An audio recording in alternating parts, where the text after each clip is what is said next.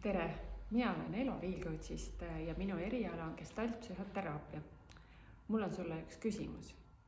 Kuidas sa käitud ootamatus, emotsionaalselt laetud ja võib-olla isegi konfliktses olukorras? Kas sa reageerid impulsi ajal või hoopiski suudad hetkeks peatuda, järele mõelda ja siis anda kaalutletud vastus? Muide, kas sa tead, et vastamine ja vastutus on omavahel seotud? Et vastamine sisaldab endas vastutust, reageerimine seda ei sisalda. Ja muide, oma impulsiivsust ja impulsiivset reageerimist on võimalik vähendada.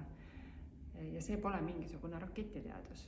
Selleks on vaja lihtsalt natukene paremini aru saada oma emotsioonidest ja see juba annab võimaluse neid ka juhtida ning võtta aja maha emotsionaalsel hetkel. Ja siinkohal ma kutsungi sind üles oma koolitusele, mis toimub juba järgmisel nädalal Tallinnas, ehk siis 4. mail.